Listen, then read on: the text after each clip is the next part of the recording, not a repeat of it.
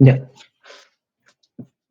Buenas tardes, mi nombre es Frank Samaniego, soy historiador, graduado en la Universidad de San Marcos. También tengo una licenciatura en educación en la misma universidad y una maestría en sociología en la Universidad Católica. ya, profesor. Mi pregunta sería, ¿qué impacto tuvo la violencia de Sendero Luminoso en las comunidades rurales del Perú? Ok, el tema del terrorismo, ¿no? Es un tema no solamente importante, sino también muy sensible y que en la actualidad todavía hay mucho interés en saber lo que ocurrió. Eh, el impacto que tuvo en las comunidades fue terriblemente alto, sobre todo por las grandes matanzas que hubo en la zona andina, debido a que este grupo había entrado con una ideología extremista, una ideología comunista, en la cual se manejaba un discurso eh, marxista, un discurso donde se invitaba a una revolución que buscaba tomar las armas para declararle la guerra al Estado y cambiarlo por un nuevo Estado, supuestamente más igualitario, donde la burguesía desaparezca todo el sistema capitalista, que de acuerdo a la ideología comunista, marxista, eran los culpables de la gran desigualdad. Entonces, cuando este discurso entra de esa forma en poblaciones bastante abandonadas, pues fue impactante, por lo cual las poblaciones campesinas y claro, también desde los jóvenes universitarios provincianos de la Universidad San Cristóbal de Huamanga, universidad donde empezó todo con Abimael, fueron fácilmente cautivados por esta ideología. El problema era que eran ideologías fundamentalistas, dogmáticas, con una cultura política donde si piensas diferente, estás traicionando al partido, donde si discrepas, estás apoyando a los malos, en ese caso al sistema capitalista, y los traidores deben de morir. No importa de qué nivel socioeconómico sean, no importa si son de los pobres, de los ricos, si piensas diferente a la ideología maoísta, entonces eres el enemigo declarado. Y eso explica por qué muchas comunidades que no quisieron apoyar el terrorismo terminaron siendo exterminadas, aniquiladas. Y esto lo cuenta, ¿no?, la Comisión de la Verdad. Terribles escenas que ocurrieron, por ejemplo, en la masacre de Lucanamarca o la masacre de Socos, que incluso ha llegado al cine, ¿no? La película La Boca del Lobo, donde se retrata esta época. Y muchas otras cosas que incluso no se han podido analizar. La Comisión de la Verdad algunas cosas no las pudo o no las sacó a la luz o no se profundizó más las investigaciones, no solamente de lo que pasó por culpa de los terroristas, sino también por culpa de las Fuerzas Armadas, poblaciones ashánicas, esclavizadas, niños aniquilados, descuartizados, desapariciones. Entonces, todo esto fue muy fuerte, muy impactante, ¿no? Producto del cual los que atestiguaron en la Comisión de la Verdad, las mujeres, las víctimas, dieron testimonios desgarradores. Ustedes seguramente lo saben porque en el Museo de LUM hay unos audios donde uno puede ser testigo de estos testimonios que, bueno, fueron audiencias públicas que se pasaban en el Canal 7 por allá por el año 2001, ¿no? Cuando Paniagua empezó la investigación de la CBR. Entonces, es un tema muy sensible por lo mismo que generó. Por eso creo que más de uno de ustedes tiene algún abuelito o una abuelita que de alguna forma les habrá contado alguna historia terrible de las provincias, de lo que pasó no solamente con los sinchis, como les decían a los militares, sino también desapariciones que generaban los grupos extremistas maoístas. Entonces es un tema que sí generó bastante impacto en la zona rural y que hasta el día de hoy no se ha borrado del todo. Siempre queda una memoria, ¿no? Queda un recuerdo y es una cicatriz que psicológicamente está en proceso de cicatrización.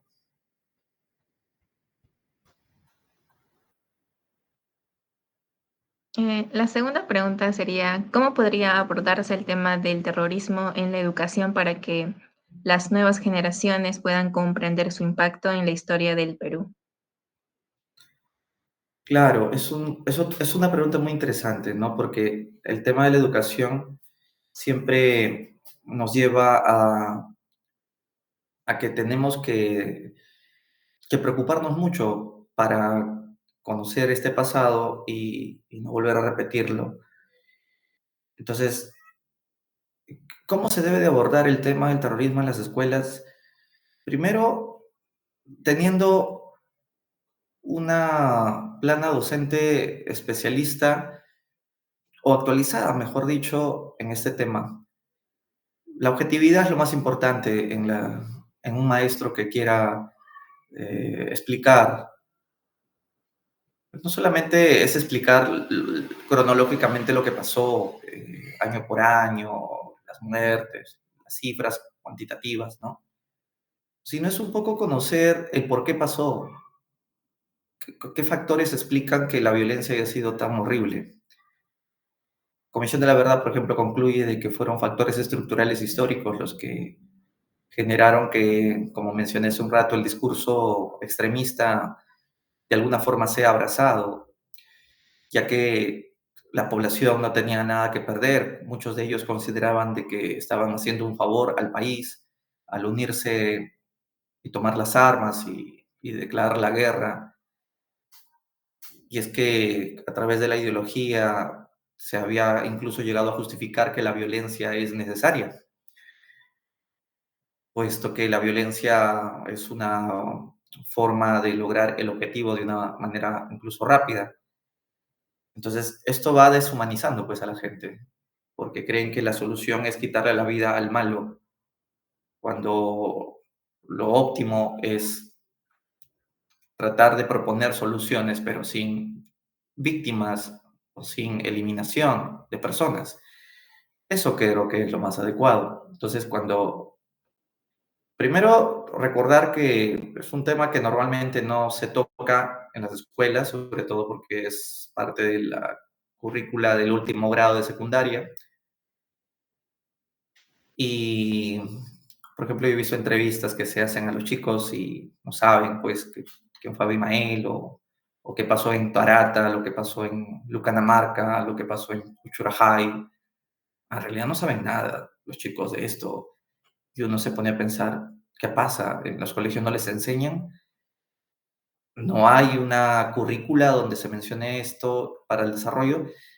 Y yo creo que sí hay, pero a veces los profesores no lo tocan y y no lo tocan no solo por el tema del tiempo, de las actividades escolares, porque como les digo, se hace en el último bimestre del último año, sino también, y esto pasa más en provincia, hay profesores de historia que de alguna manera tienen una simpatía por la izquierda, y entonces esto les puede hacer frenar su intención de querer, pues,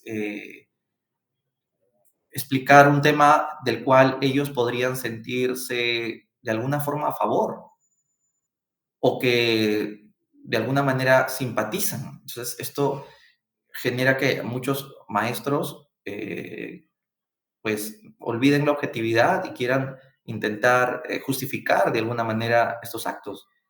Y ellos al final prefieren, para evitar problemas judiciales, porque sabemos que desde el año 92 existe la ley donde se lleva a prisión a los maestros que hacen apología al terrorismo, prefieren evitar estos problemas y prefieren no tocar el tema o tocarlo más como algo somero cronológico y no analizar los factores estructurales que generaron el por qué el terrorismo fue tan impactante.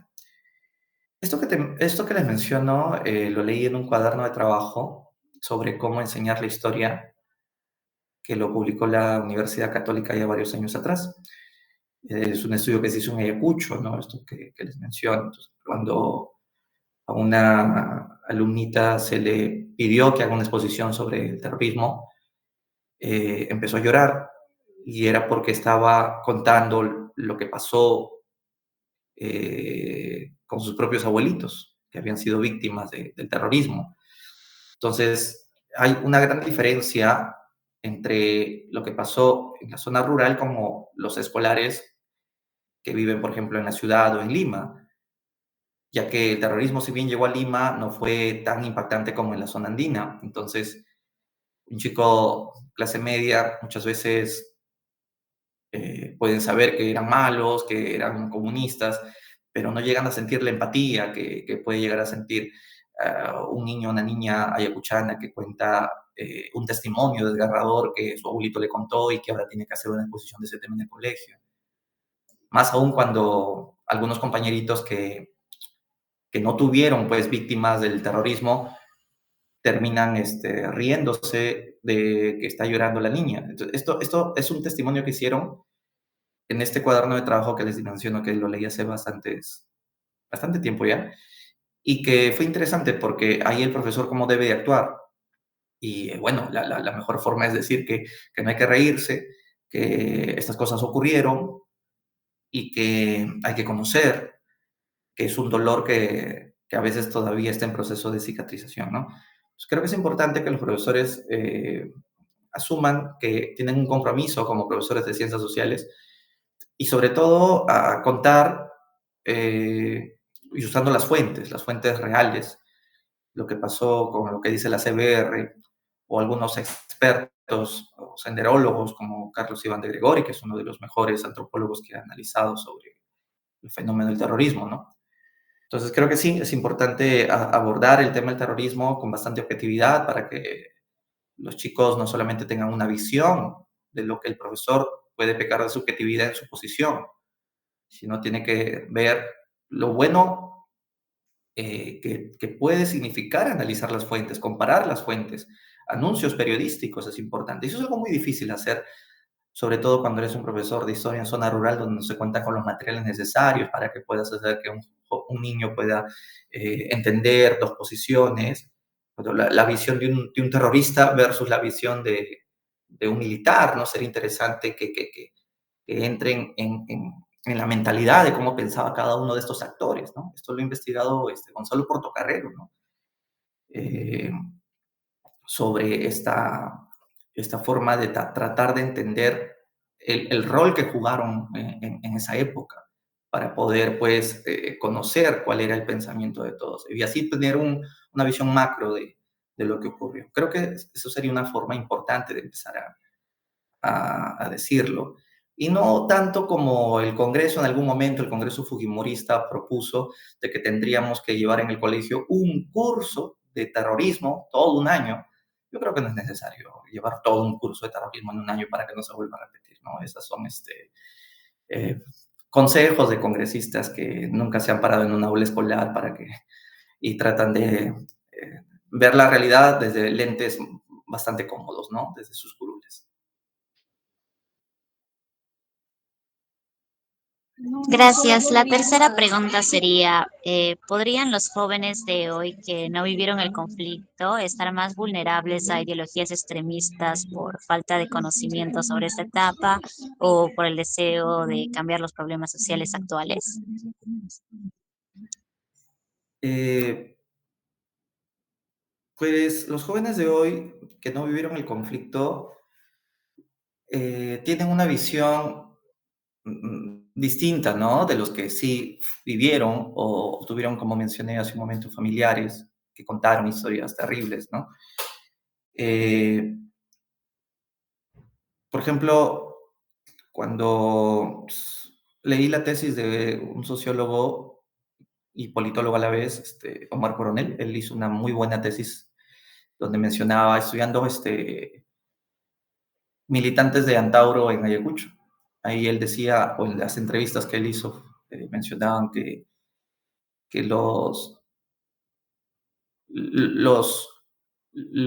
ayacuchanos que estarían dispuestos a tolerar gobiernos autoritarios, sean nacionalistas, sean comunistas, de lo que sea, son aquellos que no tuvieron parientes que hayan sido víctimas de Sendero.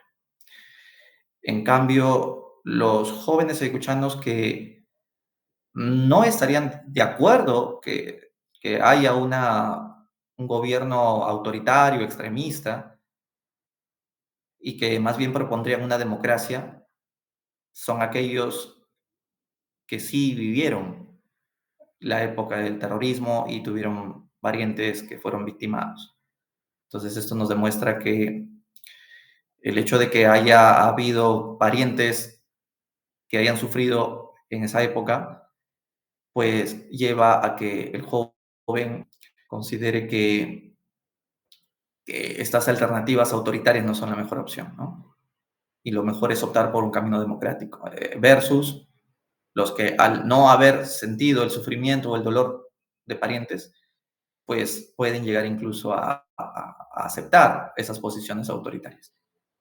Y esto, respondiendo a tu pregunta, ¿no?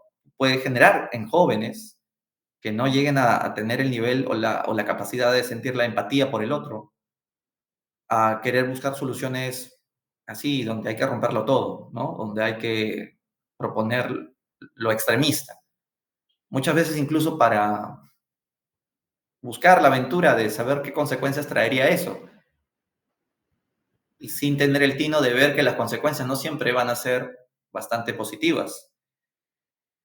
Pero es importante, pues, que los jóvenes tienen que entender de que todo extremismo es malo y de que lo mejor es optar por caminos equilibrados para poder llegar a un consenso que no siempre es fácil de encontrar, pero ese es el reto, ¿no?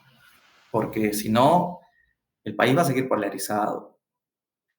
Y claro, esto también se puede entender porque en un país donde el Estado no tiene las capacidades de la inclusión social, la población que no tiene nada que perder, pues prefiere optar por ese camino de la vía autoritaria.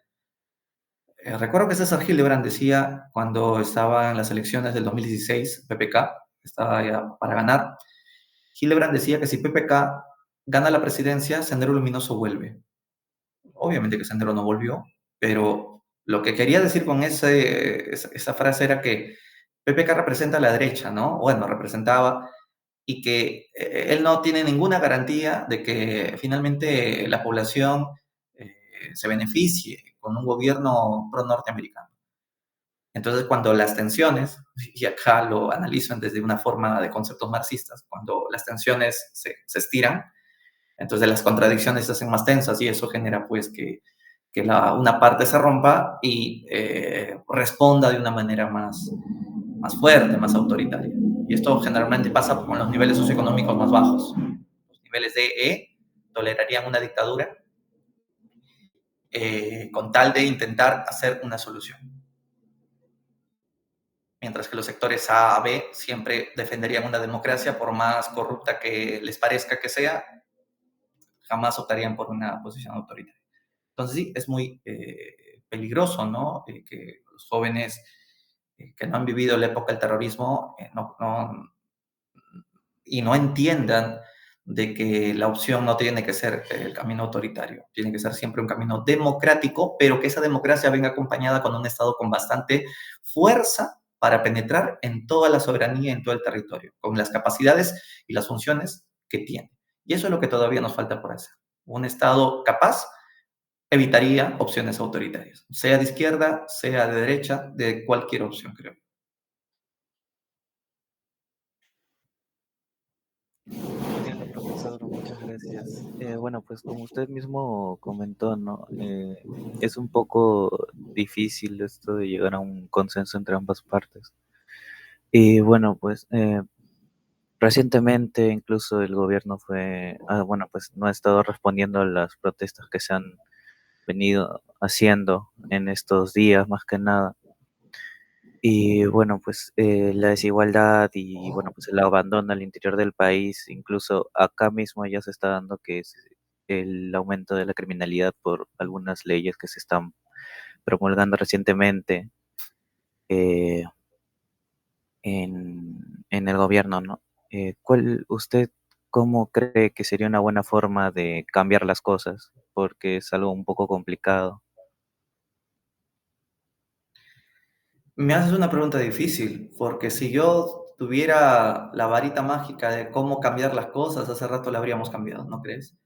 Hace rato cualquier político habría pensado que esa es la solución. Lo que pasa es que cuando nosotros queremos, eh, cuando los jóvenes son muy idealistas, quieren los cambios lo más rápido que se pueda. Pero hay que tomar en cuenta de que los cambios no se logran de la noche a la mañana. Si en 200 años de vida republicana nuestra estructura histórica más bien ha afianzado la desigualdad, ha afianzado la marginación al otro, entonces no podemos pensar de que en el Bicentenario vamos a refundar la República, como dice Antauro, y vamos a de un día para otro hacer el gran cambio. Es un proceso que si queremos empezarlo desde ahora, los resultados lo vamos a ver en un par de generaciones mínimo, si es que realmente queremos o empezamos o ponemos el compromiso todos de empezar a cambiar las cosas. Lo primero que creo que se debería de hacer es que el Estado tenga la capacidad de hacer bien las cosas.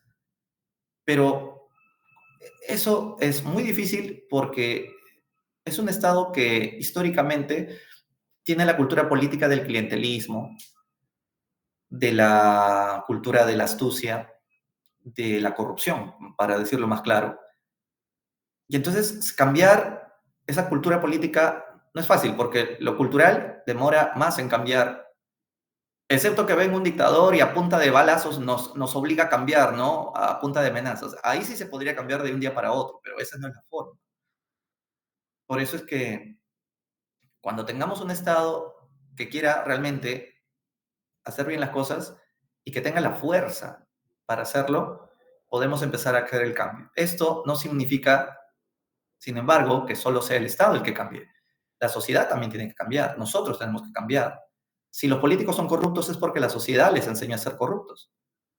Porque los políticos no caen de los árboles. Los políticos antes eran parte de nuestra sociedad y nosotros mismos, con nuestras transgresiones, con nuestras sacadas de vuelta a la ley, desde pasarnos un semáforo, ¿no? Hasta plagiar en el examen, ¿no? O ir a las marchas en San Marcos para no dar ese día el parcial, desde esas cosas tan pequeñitas, ya estamos acrecentando la corrupción en escalas menores que finalmente escalarán pues a cuando uno llegue al Congreso, alguno de ustedes sea un ministro o algún asesor. Entonces, la sociedad también tiene que hacer el gran cambio y para eso necesitamos trabajar de la mano con la educación y con los medios de comunicación. Por no decir pues el papel de la familia, que es fundamental. Entonces, si queremos empezar a refundar algo, tenemos primero que tener líderes. Y eso es lo más difícil porque los jóvenes ya no tienen líderes ahora. No porque no, no existan líderes, sino porque los jóvenes de ahora, como ustedes, consideran de que cada uno es su propio líder. Pasó en la marcha contra Merino, ahí no había líder. La última generación que consideraba de que los líderes tienen que hacer los cambios fue la generación de sus padres. Cuando en la marcha de los Cuatro Suyos, Toledo fue el que lideró esa marcha contra la dictadura fujimontesinista. Pero después, en el siglo XXI, es la generación Centennial, ¿no? Cada uno es muy individualista y ese individualismo es a consecuencia de que ustedes tienen una estructura de un sistema económico neoliberal de libre mercado y de competencia que finalmente mentalmente los fragmenta. Eso es parte de la cultura postmodernista también que ustedes viven. Ya no tenemos ideales, ya no tenemos estos deseos de cambiar. Por eso es que ya no existen partidos políticos, ya no existen estos partidos como el APRA que querían pues estos grandes cambios, ya no existen estos partidos que llenaban masas y la gente pues aplaudía ya de la torre 45 minutos. y cuando terminaban de aplaudirlo y ella quería volver a empezar a hablar, lo volvían a interrumpir y 45 minutos más lo volvían a aplaudir. Esos eran los líderes de antes. Ahora ya no hay nada de eso. No hay partidos. Lo que parecen partidos en realidad son cascarones. Ni cascarones, es la cáscara de la cáscara de un partido político. No hay líderes, no hay ideales. Entonces cada uno se defiende como puede. Entonces, ustedes como jóvenes universitarios saben muy bien de que, igual que yo, todos deseamos y anhelamos que este país esté mejor. Y para lograrlo tenemos que empezar generando, pues, líderes de opinión. Y para eso están las redes sociales. Importante es la estrategia para poder que cada uno contribuya con su grano de arena y desde su trinchera, pues no necesariamente tiene que estar tirando piedras a la policía, sino que desde su trinchera puede hacer su contribución. Excepto que quieran que todo sea igual y que subirse al sistema y adaptarse, ¿no? Como piensan los jóvenes más bien de derecha, ¿no? Que piensan de que es difícil cambiar las cosas y de que no voy a arriesgar mi currículum o mi hoja de vida que me lleven a seguridad del Estado cuando esté en una marcha haciendo los cambios y finalmente cuando tenga un trabajo y tenga pues no sé, un antecedente policial ahí, no te va a gustar porque mi carrera es de empresas, etcétera, ¿no? Entonces, ese es un problema también. Entonces, ahí viene pues la fragmentación entre el San Marcos de antes, ya no es como el San Marcos de ahora, y ustedes lo saben muy bien porque ya están estudiando. Muchos no quieren ir a marchas, otros sí quieren. Algunos piensan de que yo vengo aquí a estudiar, yo no vengo acá a hacer política ni a unirme a grupos, como dice el dicho, ahora a todo el mundo te roquea, pues no, yo no me vengo acá a unir a los rojazos, yo me vengo a estudiar. Y otros dicen, no, que eres un caviar, que eres un liberal y todo, un derechista, ¿no? Bruto y achorado. Entonces, es una San Marcos que de lo que era a fines del siglo XX es otra, ¿no? Que está ganándole mucho la estructura neoliberal. Pero al margen de eso, sí, pues tenemos que empezar por nosotros mismos. Si la población no quiere cambiar, nosotros tenemos que dar nuestro granito de arena. Y si nosotros no queremos cambiar, tenemos que unirnos a la gente que sí quiere hacer los cambios. Los choferes de transporte público no tienen títulos universitarios, pero ellos han dado el ejemplo hace un par de semanas, hace casi un mes, pidiendo, invitando, ¿no? A que nos unamos y casi nadie fue a apoyarlos. La pregunta de investigación es ¿por qué? ¿Y por qué cuando ustedes los universitarios se fueron a tumbarse al gobierno de Merino, por qué ese otro Perú informal no apoyó? ¿No? Entonces, ahí ya viene pues un estudio científico que todavía nadie ha hecho o que alguno de ustedes posiblemente podría conocer a través de entrevistas, ¿no? Es un poco lo que podría analizar sobre el tema. Ok, muchas gracias. Pasando a la siguiente pregunta. Pasando a acciones sociales llevadas a cabo durante el gobierno, es importante señalar que si bien se lograron avances como la captura de unos líderes de grupos terroristas, estas acciones estuvieron acompañadas de serias violaciones a los derechos humanos, como ejecuciones extrajudiciales y desapariciones forzadas. De esto planteo ¿hasta qué punto es posible valorar los resultados positivos sin dejar de lado el costo humano y las implicaciones legales de estos métodos?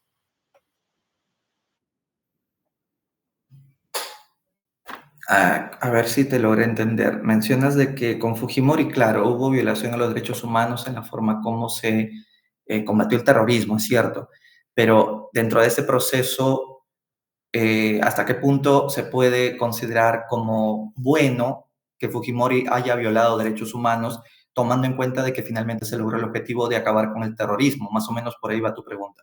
Creo entenderlo así, ¿verdad? Ya. Totalmente en desacuerdo, ¿no? Porque ahí estaríamos haciendo pues un análisis maquiavélico. El fin justifica los medios.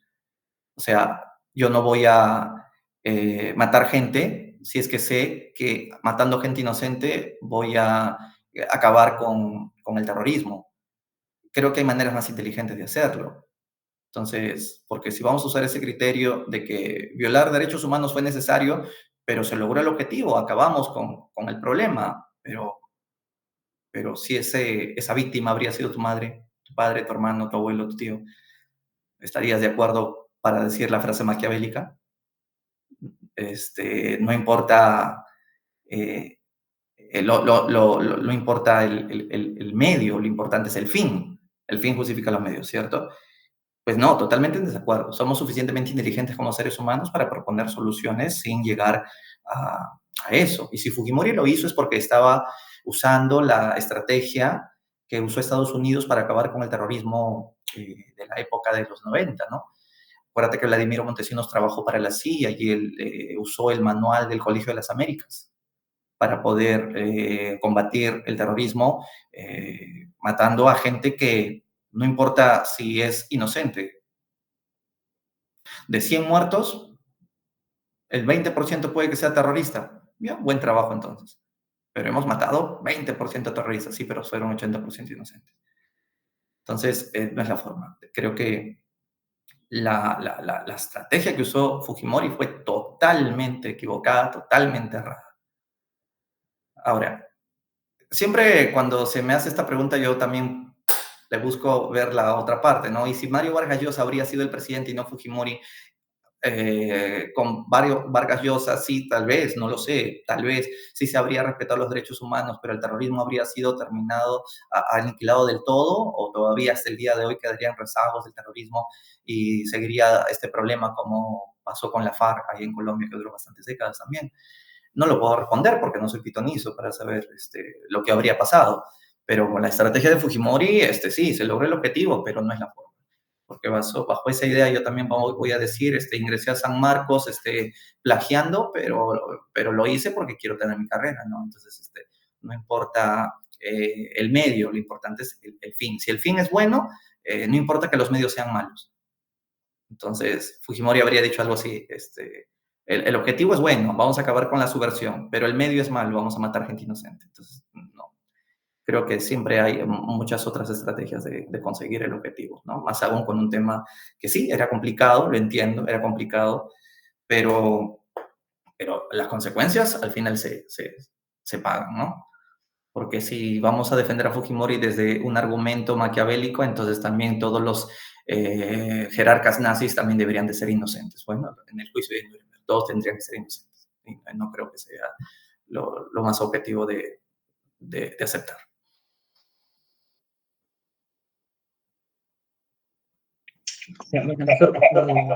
Muchas gracias por su tiempo y por sus preguntas, ya que, bueno, como sabemos, esto es muy, muy delicado de hablar por las posturas que existen por los fujimoristas y todo eso.